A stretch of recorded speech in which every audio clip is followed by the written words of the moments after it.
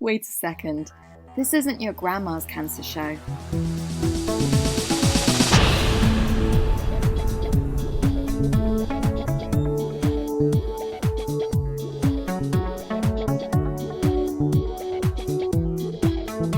Not your grandma's cancer show. Hi, I'm Tatum and this is our Pride episode. Happy Pride, everyone. Now, we know that sometimes post-diagnosis, going out to Pride, hitting the clubs, going out can sometimes look a bit different. So joining me today, I have Indigo, who was diagnosed with cancer at the age of 27. And right beside me, I've got Scott. And you were diagnosed a month before your 40th birthday. That is one way to welcome in your 40s, isn't it? And then every birthday, I've had stem cell transplant or Zamita or some kind of doctor's appointment. Tell me, what was your life like when you were diagnosed? It was September the 18th, 2019. So a lot of people would say, 2020 was the worst year ever for them. Happened 1 year before for me. My husband and I ran a business called Gay Star News, and we had to close that into July. So it was already starting to be a pretty bad year. And the reason why I say that is that the day after we closed, I was taken into A&E. I got a historic bad back. In the May 2019, big spasm happened, but it didn't feel like a regular back spasm. Just carried on working, carried on pushing through.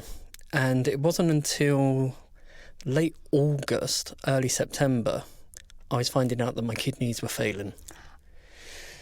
And how did you find that out?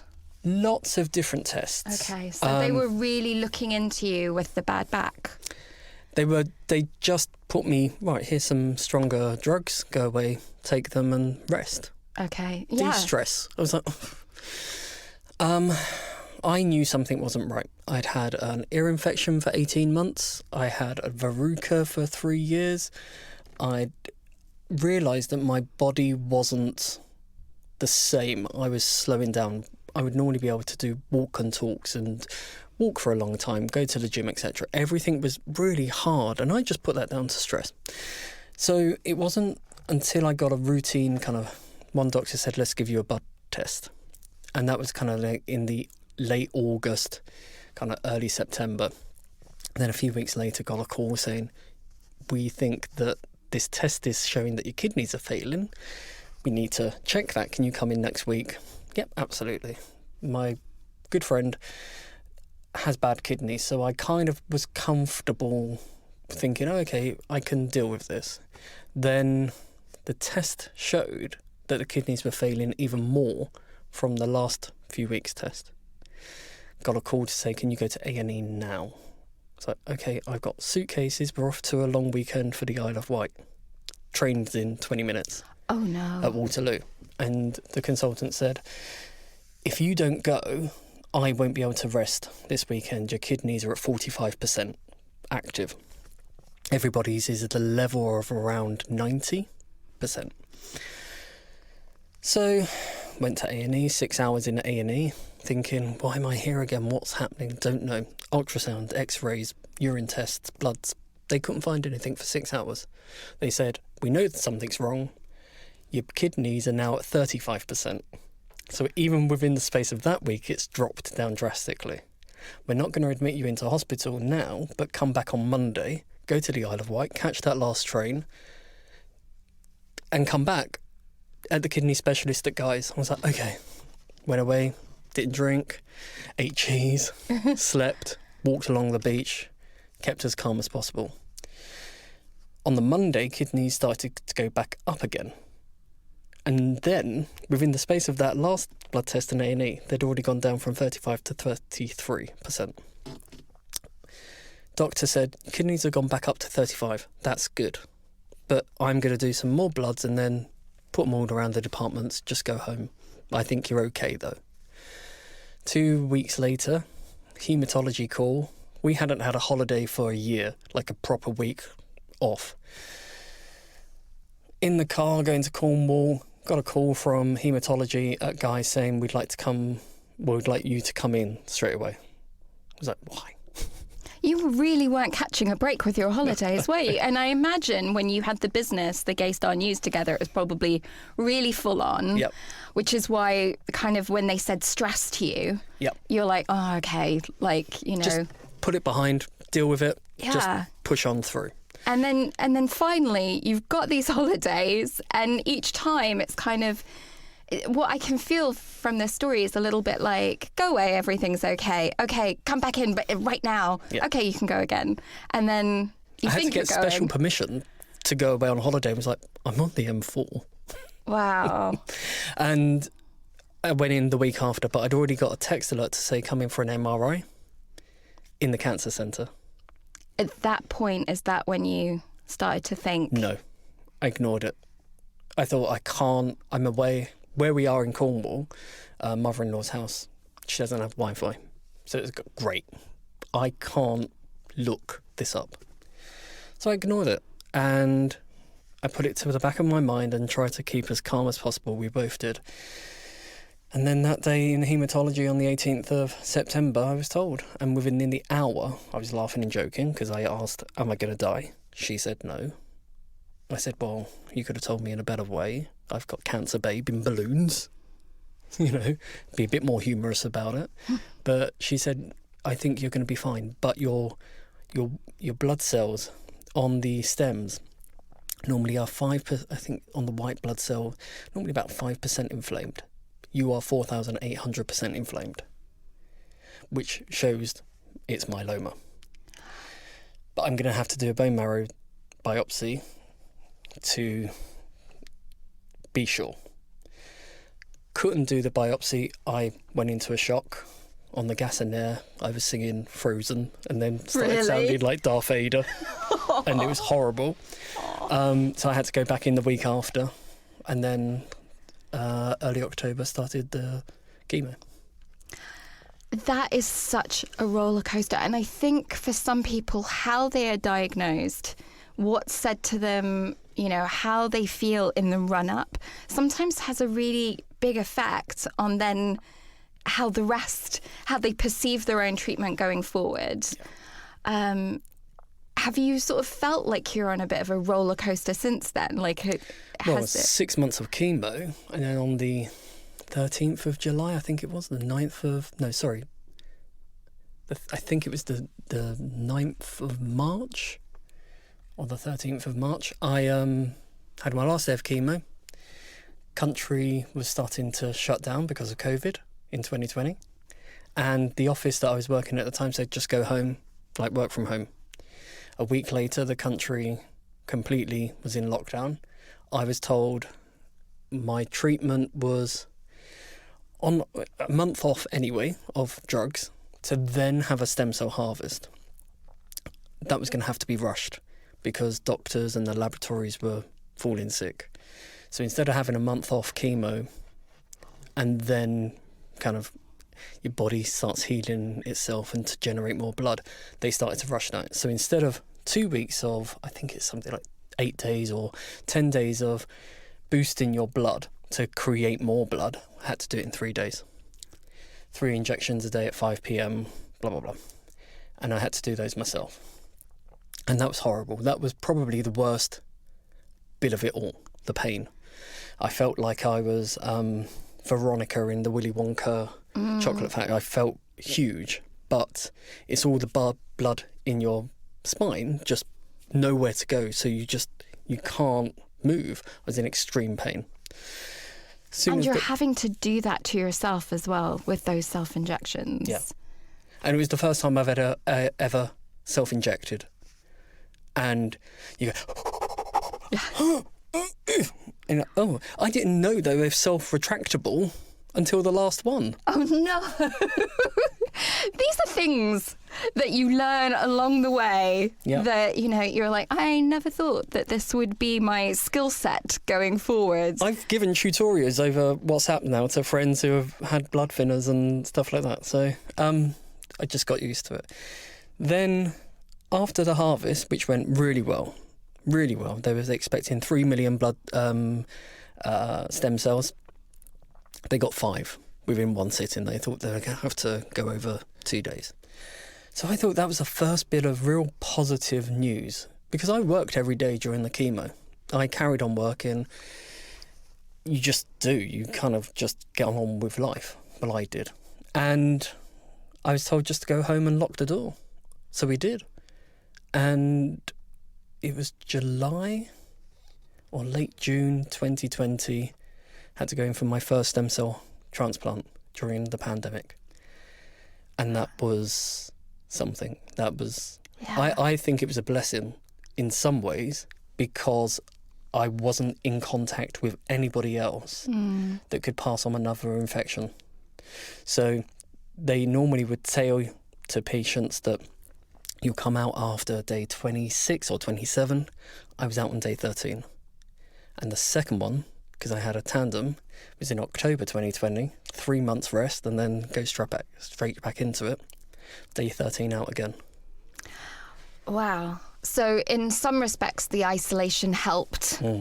But in other respects, you know, oh my God, that isolation to be treated during COVID is huge. And I'd love to bring Indigo in at this point. So Indigo, you were 27. What was going on in your life when you were told the news? So I've been really unwell for several years with severe Crohn's colitis, which is a form of IBD, or inflammatory bowel disease. And basically, I was used to having extreme, constant abdominal pain. So in March 2022, basically, it had gone to the point where I couldn't keep fluids down. And this wasn't as extraordinary of a circumstance as one would hope for in one's general day-to-day life. So I was like, yep, well, we know the drill. I'll just go to A&E. They give me IV fluids and a drip. You know, like I get them. I go home, you know, still in terrible uncontrolled pain, but hey ho, until we find the working treatment, this is just how it is. Because I've been in treatment for like a couple of years at that point, none of them working. It's a whole thing. But yeah, so I was just used to it, right? So I thought, you know, like when you pop down to, this is the way I try to explain to people, you know, when you pop down to the shops for like a pint of milk, and then you come away with like loads of things in your basket that you didn't expect or plan for. I've had the medical equivalent of that. So I popped down to the hospital for what I thought was just rehydration. I get there, they find, they do some scanning, and they find that I've got acute appendicitis from the scans. And like the surgeon was absolutely horrified, because they had to do an emergency appendectomy, was so horrified that I hadn't noticed the pain over the top of the pain I already had. Like, it went completely under the radar for me.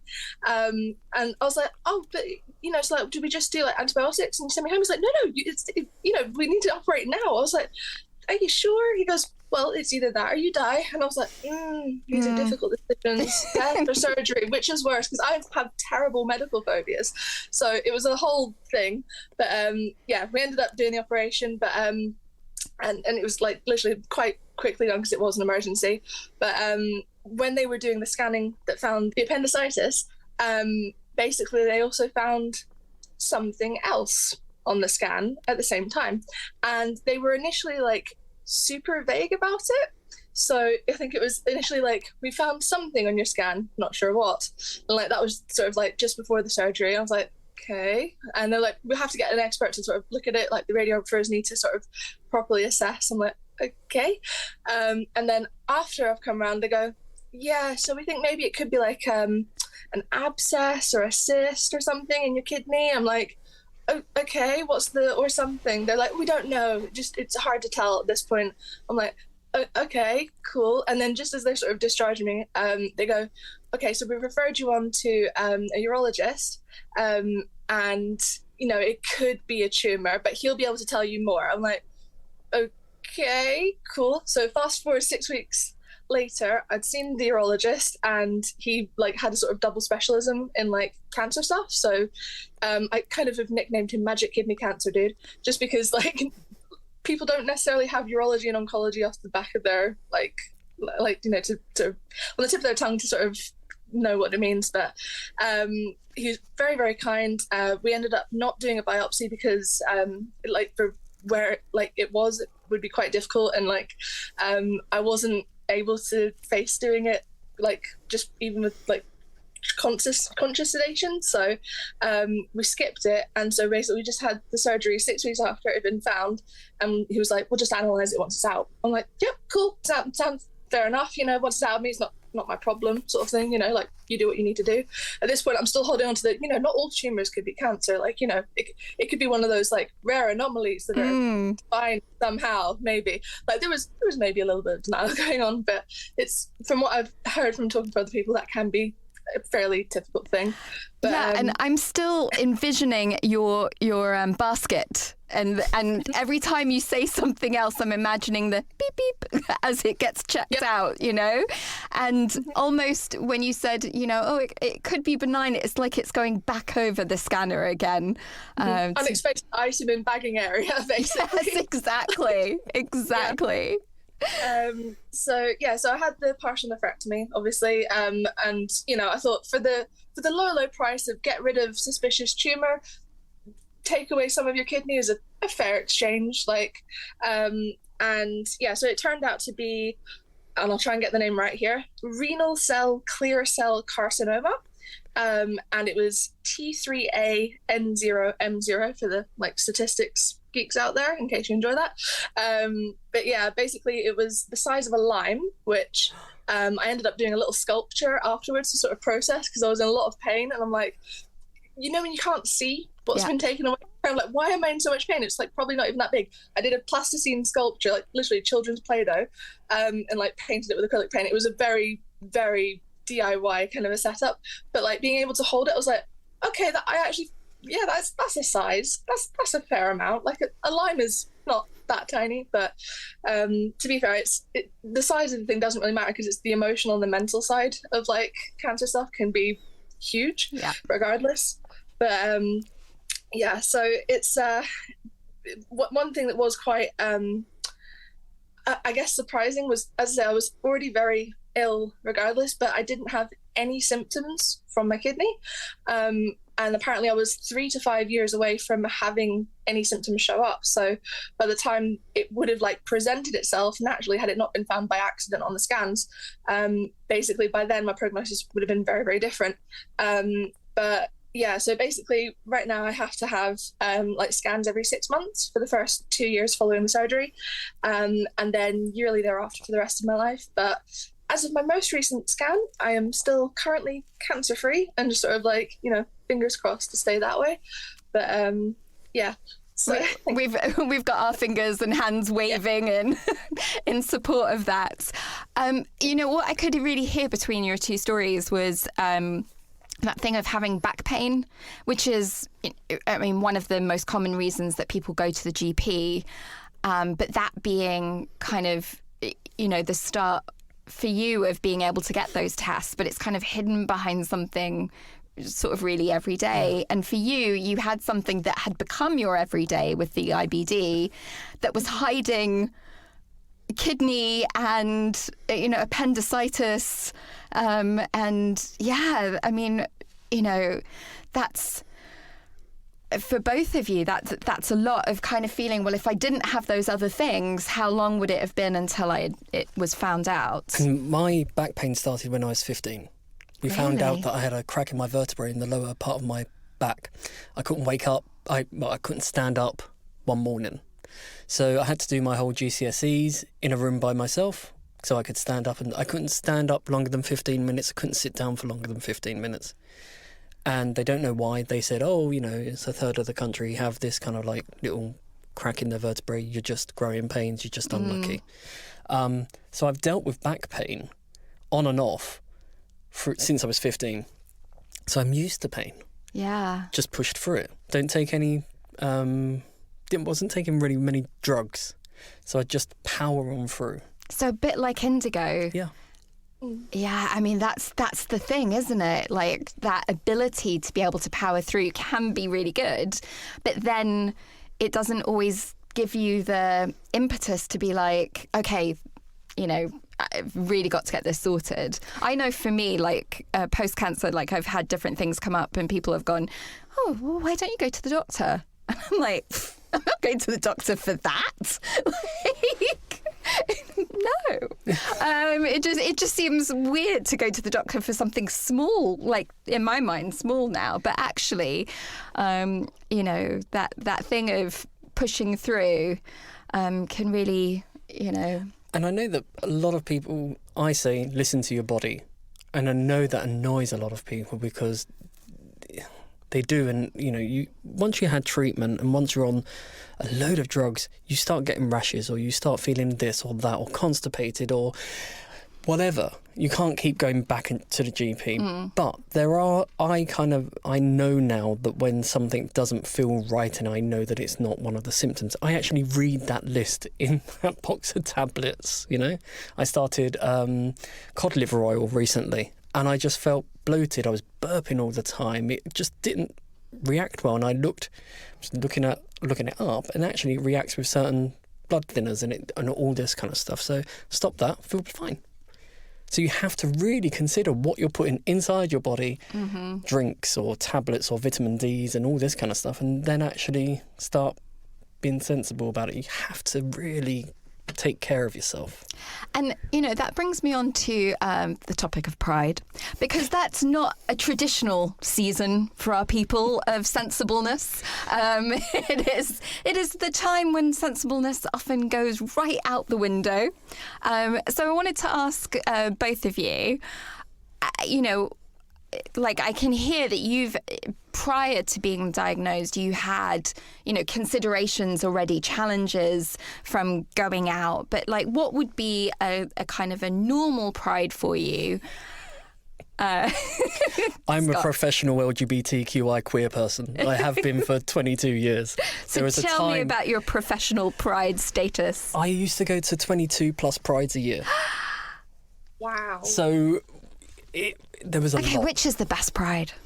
Depends on the weather. It depends on the end of the season. So we used to like Manchester Pride a lot because it was the end of what we were actually doing as a team. Right. We were handing out 100,000 Pride bags at the end of the parade for the last 4 years of, you know, GSN, and up and down the country. So Manchester Pride for us was exhausting but fun over 4 days. So that was always a good one. But I always find that it doesn't matter what Pride you go into, there's always one thing that actually makes you feel happy. Whether it's seeing a newborn baby in someone's arms, or dogs covered in Pride flags, or, you know, boyfriends, girlfriends, queer people kissing for the first time. I was up in Glasgow and it was teeming down with rain at the end of the parade. And I said to this, I was like, put your shirt on, you're going to catch pneumonia. And they turned around and went, but I'm now a trans man and I can show my chest. I was like, oh, yeah. Yeah. Go get pneumonia. You know, Yeah. go, like, be whoever you need to be. Just, it's always happy. And my mum and dad have come along. Really? Nephew and nieces, other people, and we've always enjoyed it as much as we can as a community of queer family and beyond. It's amazing. For me, the bit in the parade that used to always get me was the parents going, you know, with the signs, I love my, you know, queer daughter, or I love my gay son. And I don't know why, but I would just cry as they would go past, and like, and it's not as if like I had like a particular reason for that. It's just something so incredibly moving about that moment, and just, you know, seeing them like just, you know, so in support of their child. So in Indigo, what did Pride look like for you? Yeah, so I'm actually based locally to Glasgow, so Glasgow Pride is my one. I actually am curious if the time you mentioned was actually during 2014, because that was my first Pride ever in Glasgow, and it was super rainy that time. Though, to be fair, with Glasgow, like, that is a fairly standard experience, but it was just quite funny because obviously you see a lot of Pride things on like film and TV, and it's always like really sunny absolutely roasting. Everyone's sort of like, fanning themselves and everything. And I just thought, like, this is such a Glasgow edition. Like, the skies are grey, everyone's huddled under rainbow umbrellas, like little penguins for warmth, but like the rainbow, it was fabulous. But yeah, so that was my first time, like almost a decade ago. But I actually haven't been able to go to Pride in a few years because I have been so unwell. Like, even pandemic aside, like, I just haven't been well enough. So when I was able to go, I used to go to like the like smaller sort of free Pride events that they used to hold in Glasgow. There's been like ongoing charity funding issues, so it's not on this year, but there is the mainstream one, which is called Mardi Gras, on I think the 15th of July this year. But because I'm still like I've been immunosuppressed basically for the last 3 years because of the various biological chemotherapies and high dose steroid courses for my Crohn's colitis. But basically I've finally been 6 months clear of them as of 2 weeks ago. So my ability to go like out and to Pride and things has actually finally come back, but I'm still kind of getting used to it because there is that sort of level of wariness. But yeah, it is interesting trying to sort of like look for different ways to sort of engage with Pride, maybe. But yeah, it's a little bit odd because I feel like I've been out of the loop. Like, I haven't gone back into the closet, but I have been very much stuck at home. Yeah, I think that's, you bring up a really good point, because I think for some people, going out to clubs, and meeting people, and that's often where people's friends were, and where they made new friends, that when you can't do that, you do feel, a little out of the loop and maybe not as connected to your identity as much. Whereas, yeah, everyone's had a separation with COVID, and there was a period of time that it affected everyone. But when you're not kind of, able to meet people in the supermarket, you're not able to meet people in a coffee shop, or there are just those spaces, and they do tend to be very able-bodied, for people who are able and fit and healthy to go out at night. So I wanted to ask you, like, what would be your ideal Pride that you would like to attend now? So what would be some of the considerations for you or other people that you know with cancer that could make Pride more accessible? I think it's one of those things that prides now are everywhere. So there's well over 100 prides in the UK. So you don't have to go to the big city one, because that is quite intimidating and scary for a lot of people. My last Pride was 2021, and it was a small Pride outside of Manchester. But even I felt nervous because it was a small Pride, but I didn't like the crowds, immune suppressed as well. And I'll probably go to one this year, which will be my first big one since 2019. And I don't like standing around big crowds anymore. That's a big problem. I don't like having to constantly think, where can I go a loo? Yeah. Because you're on so many tablets. When you need to go, you need to go. Mm-hmm. And I don't have any kind of signs that I look like I'm in need, or I've got a disability, or that because of my back I do have a please I need a seat badge for the London Tube, and people look at you and go, well, no you don't, you're just trying to get a seat. I'm not going to move. So the whole journey I've been stared at by someone. So more toilets, is one thing. That recognition of invisible disability could be so handy. Yeah. But Pride's organisations are that each Pride is run differently, because it's a group of people, mainly volunteers, working a few year round, but a lot of the time a few months before, and a little bit afterwards. So it's the larger ones that are, and I can only really think of one or two that are working all year round, that have the ability and the money to start thinking, we need to get this group involved or that group involved to give us the information of what we need to do. And they have got better over the last, 20 years. But again, I think that a lot of the professional ones need to really dig in more deeper than they actually are on different sets of community, whether that's Black and Asian, disabilities, parents, etc., etc. What do we all need? Because, a big act is one thing, but when you're in the middle of Trafalgar Square, and you want to be in the middle of Trafalgar Square listening to a great speech, you might need the loo. Yeah. You might need a seat. And that's why you see people sitting down on the pavements. And that's fun. I mean, I've had so many great conversations just sitting down on the pavement, but it's not clean. No, no. We were talking about that beforehand. The streets are often diabolically smelly by the end of the day. You definitely don't want to be sitting down. One of the things that I saw recently was a club night in East London for neurodiverse queer people. And it was going to not have strobe lights, and the music was going to be a little bit quieter. Oh. And I was like, And can we all be in bed by 8? With a paracetamol and some water. And I was like, this is great, because I think a lot of neurodiverse people, the idea of being, somewhere where the music is really loud and everything's all consuming is just too much. But also equally, when you're going through cancer treatment and you're so sensitive to your environment, to what's going on around you, lights and sound and noise, and, kind of feeling a little bit hesitant.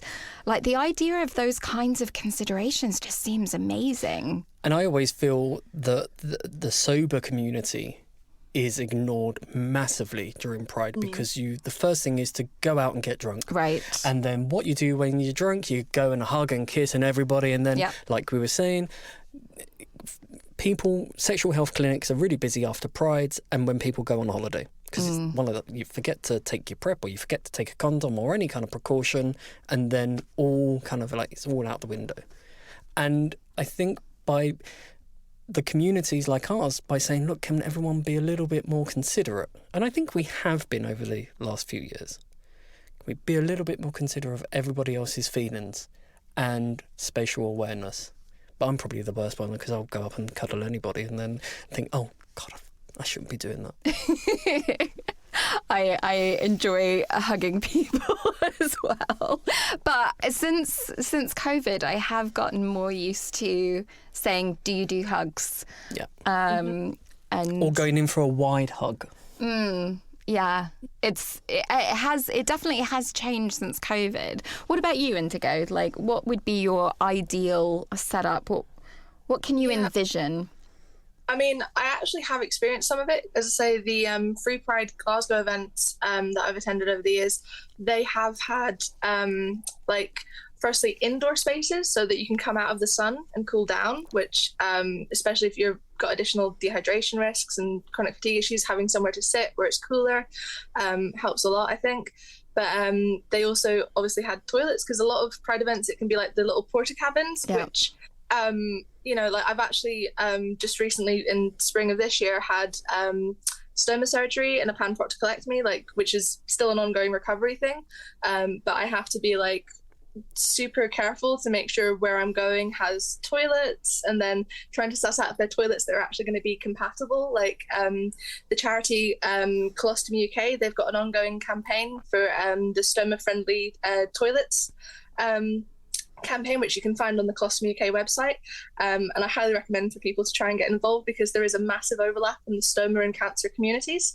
I happen to have had them for separate reasons, but I'm still one person, but there are loads of people that have had cancer and have stomas, and can have stomas for a range of reasons. But the more accessible we make spaces generally, the more we can all get out and get to celebrate Pride, like, because it is meant to be for everyone, you know, so the more we can open it up, the better. But yeah, like, so the like you were saying about the like the neurodivergent friendly like club nights, the like some of the prides I've been to, they've had quiet rooms, basically. So a room where people turn like their phones onto silent, they can just sit quietly and read. There's some like bean bags, there's like fidget toys and stuff, and like you can, you know, like ear defenders, so you can literally just like have a little decompression, like especially if people have gone on like the march, like there are so many whistles.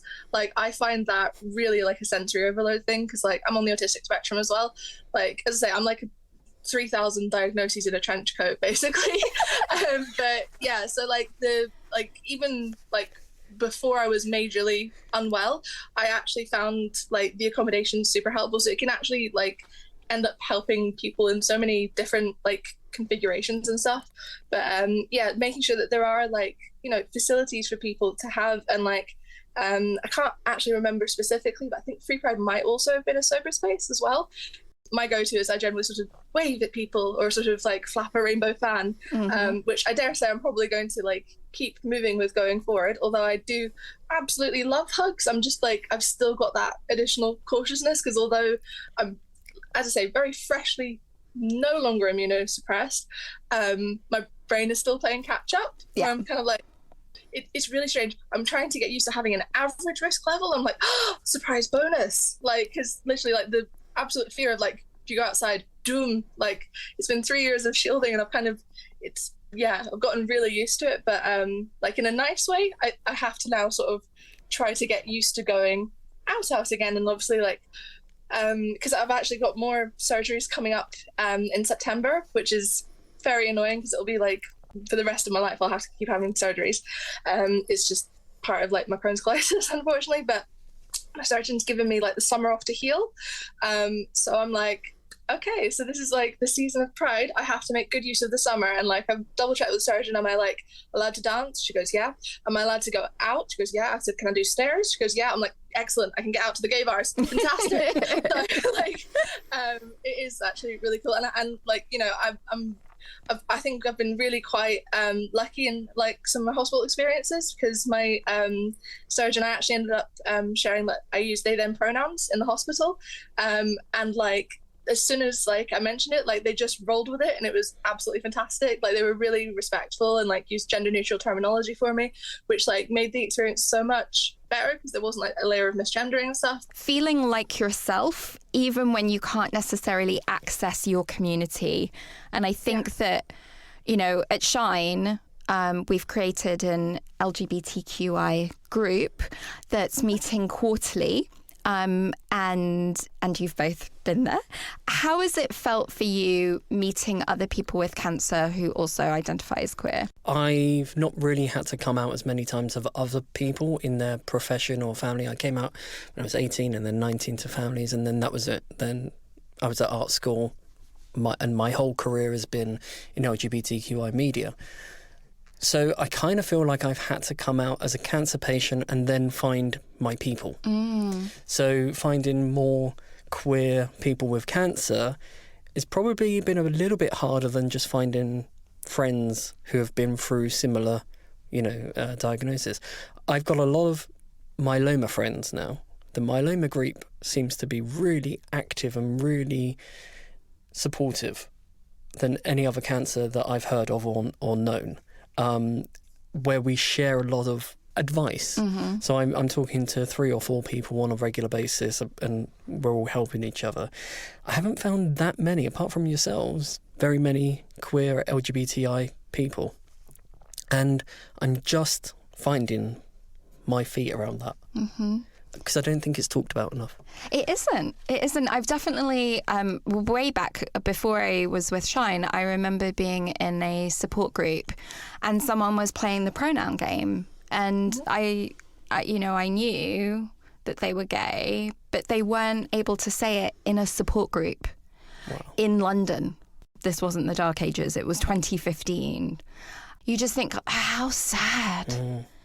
But also totally understandable, right? If you're feeling really vulnerable and you want to express something in what should be a safe place and you're not sure how people are going to respond, that is really, that's really hard. And so I could completely empathize. And then what I would do is just out myself and then go over and above. And, you know, I was the one in the group that would be like, so sex, you know, because I had just come from LA and, you know, people are really open there.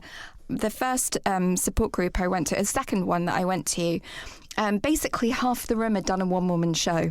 So there was no holds barred. I mean, when you got up to speak, like literally they performed what they had been through and there was nothing that was off the table. So I was so used to that coming here and seeing people that I knew were gay, like just literally not say it. And that's how I've been. I've been all out, making sure Tris, my husband, is at the meetings and in the hospitals and everybody knows. So I, you know, on the phone, some consultants who don't know me face to face have said, or more the receptionists, oh, you bring your wife, etc. When I've said that I've got a partner. And I think all of my consultants and nurses now know that I'm LGBT queer. And I love it when the lanyards and the badges and everything that you see in the hospitals, love that because we get a little conversation going. Then you get better treatment. You get the good drugs, you know, because it shows the nurses are hardworking and they're telling you who they are. You can then have some kind of better conversation. You can roll your eyes or have a look, and they know that.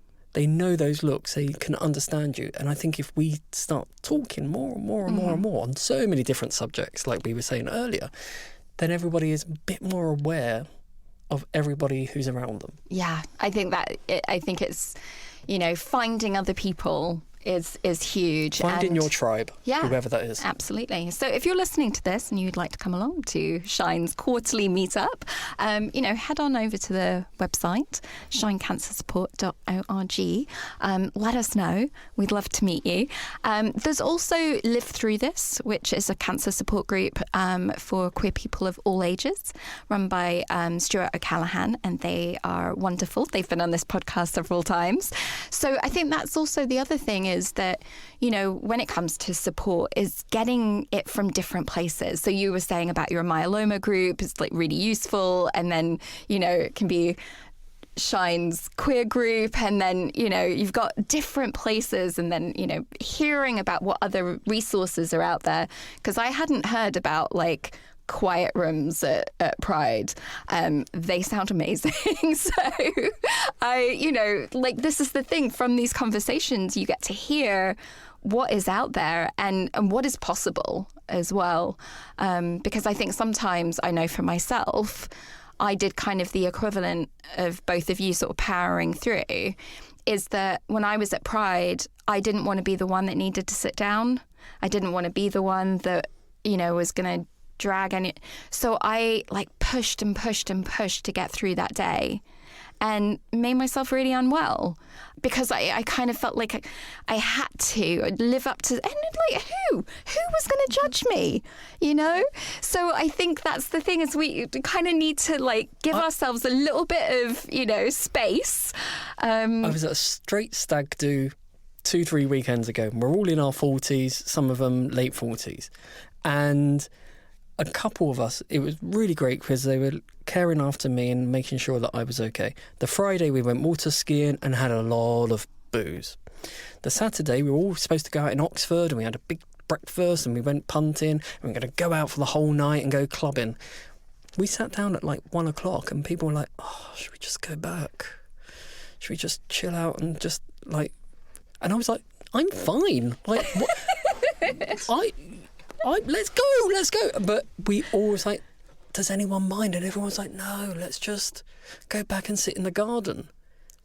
Everyone's feeling the same thing, exhausted. So you don't have to push through. And I think one person does, it's like a domino. Oh yeah, I'm tired too. Let's just go watch a movie or... Sometimes it can be that push for normality, can't it? And actually thinking about, what do I need? What do I need access to? What might be possible? You know, and kind of looking at like who's doing the events and what they might already have. Because I would never have thought, oh, you know, find out, does anyone have, you know, some of the things that you mentioned about quieter places or places out of the sun that have bathrooms, proper bathrooms, you know, all of that sounds incredible. So what I want to wish everyone listening is have a very happy Pride. We want to hear from you. Join us. Tell us how your Prides were. Tell us if you found any like really cool workarounds. Indigo.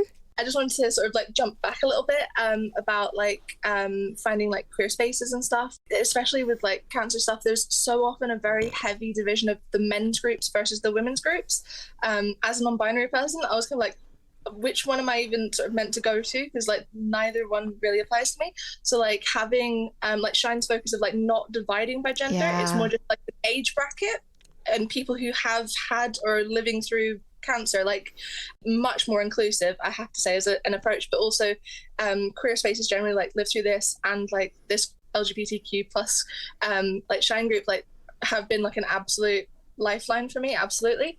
But even just like the Shine like breakout, and like they have the circles group as well for folks that are more terminal. But I went to the breakout course in November of 22 there, and I have an absolutely amazing solid friendship group, like, you know, like talking about finding your tribe, like I have absolutely found like my best friends. Like we have like this ongoing like group chat basically. They made me a video whilst I was recovering from my like recent major surgery with like the sweetest little get well soon wishes. So I have to do like a little shout out to my besties because they're fantastic and I love them so much. I'm so glad that like you found your besties and that you were able to do that online, you know, so it's like you can from your bed still find a community.